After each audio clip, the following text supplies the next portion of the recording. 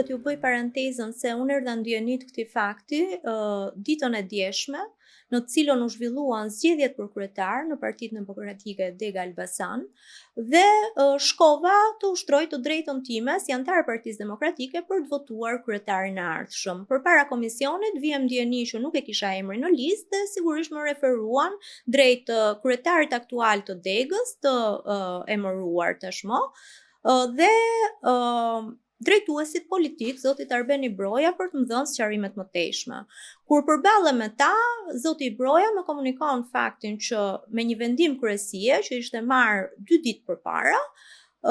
unë isha propozuar për mos qenë më pjesë e antarësisë së Partisë Demokratike për shkak se kisha shkelur vijën e përgjithshme të partisë duke u bërë pjesë aktive e fushatës politike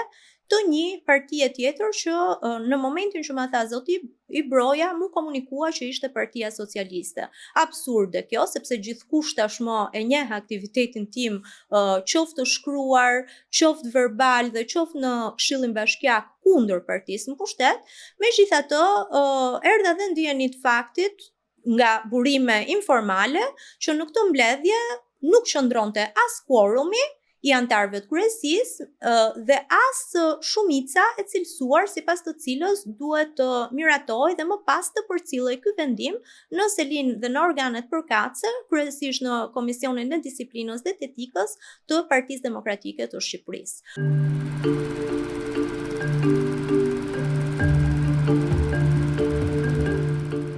E gjendur në këtë situatë, edhe e befasuar sigurisht, sepse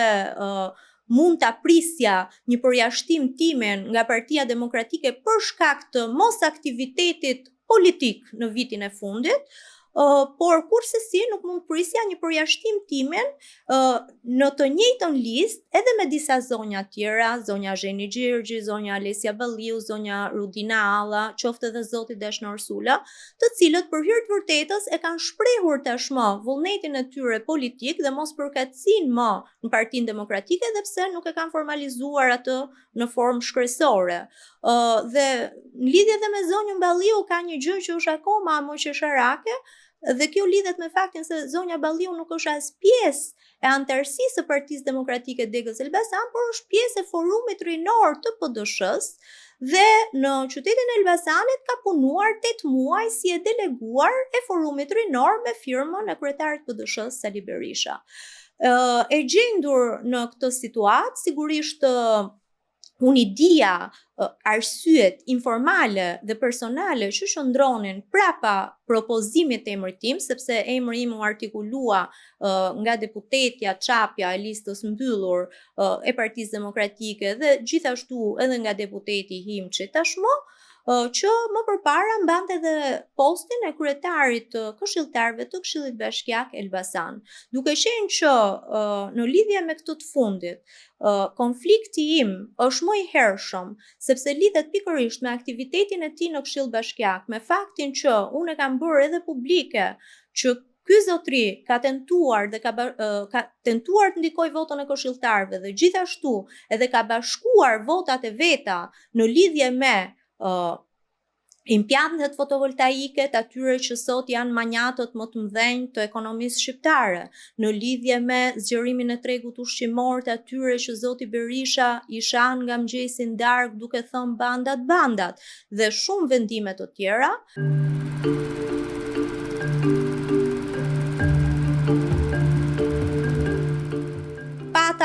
Një konflikt akoma më të hershëm dhe në lidhje me një komision hetimor për vdekjen e një punonjësi të Bashkisë Elbasan,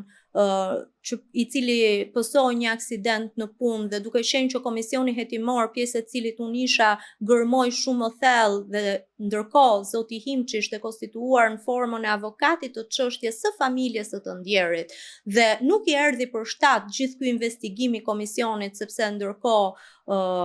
është bërë dhe kjo publike, jo nga unë, por ndërkohë doli që zoti Himçi nuk ishte kontestuar në asnjë moment faktin që u hoq akuza e shpërdorimit të detyrës për përgjegjësit e vërtet për vdekjen e këtij punonjësi. Sigurisht unë prisja që të kishte reagime kundrejt këtij konflikti personal që neve kemi, sepse tashmë dihet që në këtë sens isha një gozhë në këpucë, sigurisht që do ketë edhe reagime nëpërmjet forcës dhe ai sot forcën dhe pushtetin e ka, sepse është deputet. Por gjithsesi nuk prisja që mos respektoheshin ato nenet e statutit të BTSH-s, që është kushtetuta e partisë tonë, që janë përkatësisht neni 23 dhe 24, që sankcionon mënyrën dhe procedurën e përjashtimit të antarëve nga kjo parti. Pretendoja minimalisht për të gjitha 10 vitet e kontributit që unë kam në Partinë Demokratike, për luftën që unë kam bërë për Partinë Demokratike dhe që vazhdoj ta bëj, dhe që do vazhdoj ta bëj në Këshill, sepse ja kam borxh qytetarëve të Elbasanit që më kanë votë besuar, pretendoja minimalisht që të kisha një njoftim në kohë, duke qenë që akoma isha antare kryesie, të kisha një njoftim në kohë për kontestimet që kishin kundrejt meje dhe për faktin që po bonin këtë propozim. Dhe ka dhe diçka tjetër që juridikisht nuk është e vlefshme, nuk mund të më heqësh mua emrin nga antarësia pa ardhur një vendim nga Komisioni i Disiplinës dhe Etikës i PD-s dhe njëkohësisht një vendim i firmosur nga lideri i Partisë Demokratike zoti Berisha apo qoftë edhe nga sekretari i përgjithshëm i Partisë Demokratike pasi janë shqyrtuar të gjitha provat. Në fakt emri im u hoq në mënyrë arbitrare me frikën që unë nuk do isha votuese e kahut preferuar të zotit Himçi dhe zonjës Çapja.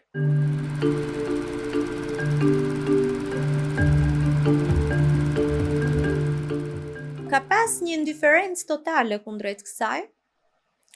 Ka qenë dhe diçka që unë kam tentuar mos ta bëj publike, për të ruajtur gjithsesi paprekshmërinë time fizike, por edhe për mos bërë të mundur që të vazhdonte e njëjta histori. Në fakt, në këtë sens duhet pranoj dhe faktin që ndoshta ka qenë dhe gabim, kjo omertaja ime, por ka qenë totalisht e lidhur me në radhë të parë me paprekshmërinë time dhe mos vazhdimsinë të këtyre ngjarjeve, dhe nga ana tjetër për faktin që Partia Demokratike ishte në një pozicion shumë të vështirë elektoral. Ishim në prag të fushatës elektorale dhe dalja ime me skupe të kësaj natyre do të bënte që Partia Demokratike të dëmtohej në imazh, do të bënte që edhe puna ime 10 vjeçare në Partinë Demokratike të shkonte dëm, dhe ajo që kam dash në ato momente për gjithë ato vite sakrificë ka qenë vetëm të shikoja Partinë Demokratike fituese dhe kam lënë mënjan pjesën personale. E keqja është që edhe pse unë zgjodha këtë, si duket kjo u përkthye në dobësi, dhe edhe në momentin kur unë zgjodha të rije qetë në shtëpinë time, pa bërë absolutisht asgjë, jo më t'i vjesha kundër Partisë Demokratike, vinë edhe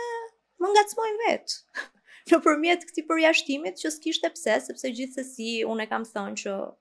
angazhimi im në Këshill do jetë aktiviteti im i fundit politik, dhe edhe pse kam marrë ndoshta edhe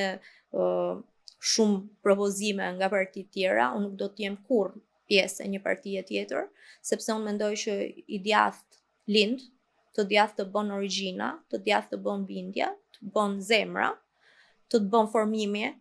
Unë jam formuar në një shtet demokratik që me gjithë problematikat e veta bën që të prevaloj e drejta. Unë jam formuar në të gjitha profilet e mia në ekonomi dhe në financë, në të gjitha ciklet e studimit, në Universitetin Mirnjor La Sapienza të Romës. Kam dalë 18 vjeç nga shtëpia dhe jam kthyer 30 vjeç në Shqipëri. Dhe ndoshta është pikërisht mënyra e të brumosurit tim dhe të formuarit tim si person atje që më bën të përshtatshëm sot në vendin tonë.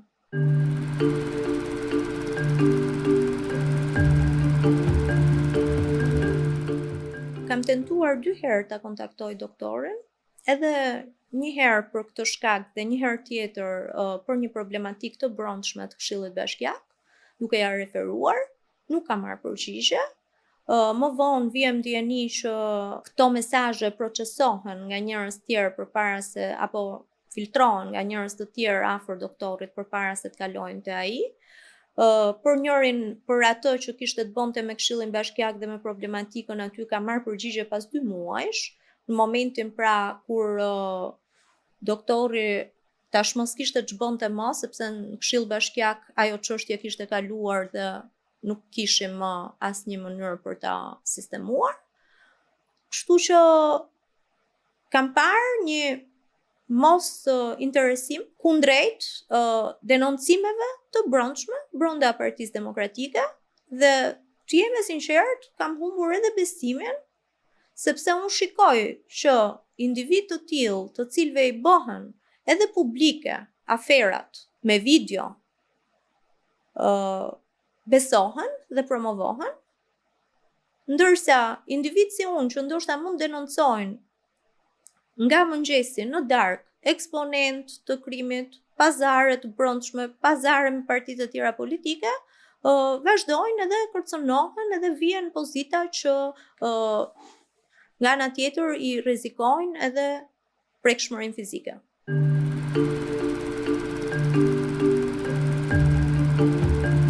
Brenda pyetjes tuaj ka shumë pyetje dhe momente të cilat duan sqaruar, sepse është një çështje goxha delikate.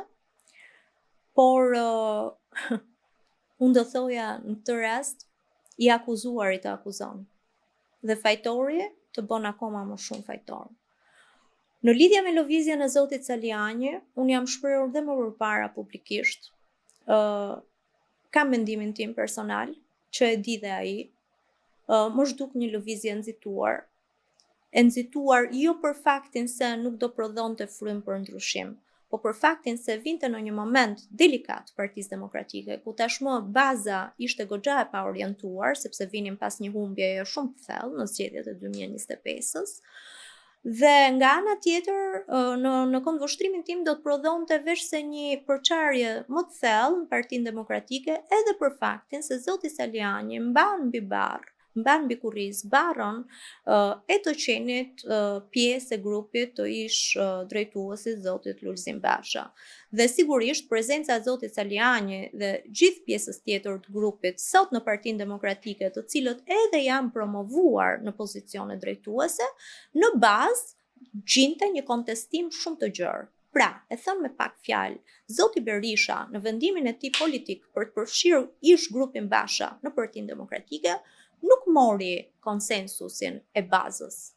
apo të antarësisë së gjerë, mori dhe një vendim politik, ndoshta sipas tij të mirë llogaritur në mënyrë të tillë që të bashkonte Partinë Demokratike, por në bazë vazhdonte qëndronte aftësira e prezencës së këtyre personave që sipas tyre kanë qenë ato që i kanë dhënë gaz dhe dru në momentin kur shkuan që të marrin Partinë Demokratike. Dhe e dëgjuar nga baza, unë kam më trumbeton akoma në vesh fjala ne nuk e harrojmë ato që hoqëm ato ditë kur kemi ngrënë gaz pranë selisë demokratike. Gjithsesi, u bë ky bashkim. Gjithsesi, le të themi në një farë sensi u uniformuan interesat dhe po vazhdonte edhe vija politike.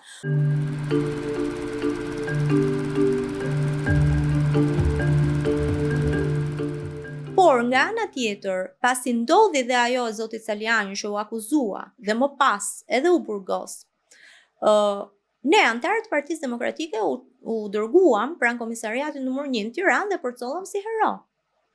Pastaj zoti Saliani del, pastaj fillon dredhon vija politike, pastaj sipas meje fillon prishet pazari i brendshëm, dhe zotin Saliani nga një ditë në tjetrën neve duhet ta pushtyjmë. Unë mendoj që në të gjithë këto, përveç vijës politike dhe atyre marrëveshjeve, quajini marrëveshje, quajini pazare, quajini si të doni politike, mbi të gjitha qëndron morali njerëzor.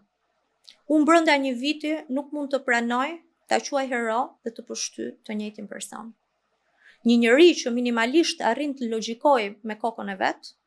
duhet mendoj që këtu ka diçka që shkon përtej asaj që është përbashkimi dhe linja politike e vërtet e orientuar drejt fitores e Partisë Demokratike. Duke qenë që bëra edhe këtë parantezë, do ju bëj edhe një tjetër, do ju tregoj diçka tjetër që është për të qeshur,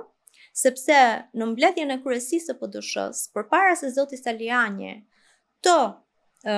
organizonte takimin në Elbasan, deputeti Himçi çohet edhe i thot: ty ta kanë organizuar takimin njerëz të PSD-s, dhe me këtë e kishte fokusin tek unë, sepse unë në Komisionin Hetimor në Bashki kam bashkëpunuar me kryetarin e PSD-s Elbasanit, që është edhe këshilltar bashkiak, dhe mënyra vetme për të më përbaltur mua pas gjithë këtyre që ndodhën ishte që të më quanin bashkëpunëtore të tij. Dhe i thot zoti Himçi, ti e ke takimin produkt të njerëzve të PSD-s që po punojnë për ty, dhe zoti Saliani që nuk dinte gjë fare nga gjithë kjo i thot: ty mërzotri po të flet sub koshenca, sepse ka diçka që nuk shkon këtu.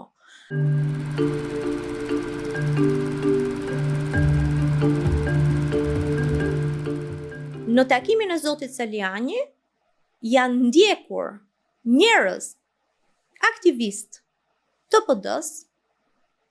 për të parë, duke konsideruar lidhje shoqërore që këto mund të kishin me dikë që i përkiste këtyre nthonjza bandave, për të parë nëse kanë sjell njerëz nga ato të bandave në takim apo jo. Sigurisht që zoti Saliani në Elbasan si drejtues politik ndenjë vetëm një muaj, as atë muaj nuk e bëri të plot. Zoti Saliani nuk arriti të njifte bazën, nuk arriti të njifte kryesinë e Partisë Demokratike të Degës, nuk arriti të njifte Këshillin Bashkiak, të dinte me kë do bashkëpunonte, jo më të shkonte zoti Saliani dhe të falej te bandat në ato 3 javë që ndenjën në Elbasan. Kështu që unë e përjashtoj totalisht faktin që zoti Saliani ka krijuar lëvizjen e vet dhe ka bazuar takimin e vet në prezencën e bandave. Në Elbasan, ju jeni gazetar, për këtë mund të përgjigjen njerëz që sot nuk janë më pjesë e Partisë Demokratike, sepse me dëshirë dhe vullnet të plot janë tërhequr nga të gjitha këto ngjarje, por që kanë qenë aktivistë fort partisë dhe prodhues të fort vote. Akuzohet zoti Noka me zotin Himçi për të kundërtën. Dhe jo sot, po akuzohen për këtë duke filluar që nga viti 2021.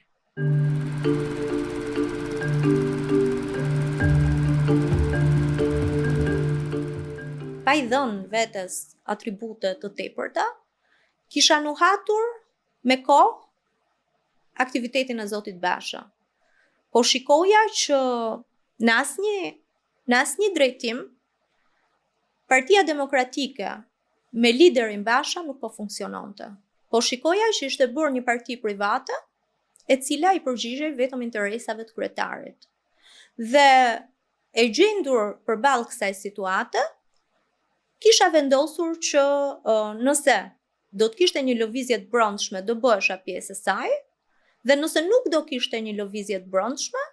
thjesht do tërhiqesha sepse nuk doja që të isha pjesë e një maskarade të tillë. Unë jam një nga ato persona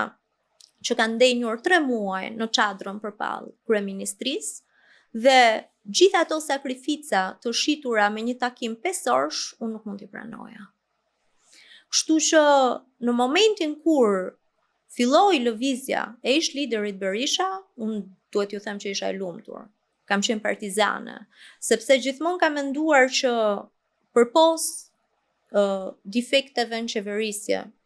në vitet 90, që për mua rrjedhin edhe nga mosnjohja e mirë e ekonomisë tregut, pra janë thjesht produkt i mungesës njohurive. Me gjithë kontestimet që mund të ketë për zotin Berisha, mendoj që për demokratët ka qenë e vetmja figurë që ka arritur të përbashkojë dhe të ketë atë karizëm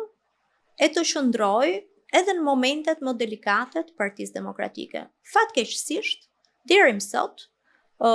akoma Partia Demokratike nuk ka prodhuar një lider që ka të njëjtën karizëm me zotin Berisha, dhe pse trumbetohet mosha e tij,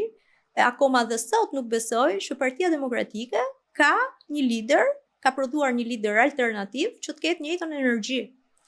Dhe e them këtë fatkeqësisht sepse çdo cikël mbyllet dhe gjithmonë duhet ketë rotacion dhe gjithmonë duhet jetë do kënd gati që të zëvendësoj paraardhësin. Por e gjendur përballë kësaj, zgjodha që të isha pjesë aktive e rithemelimit.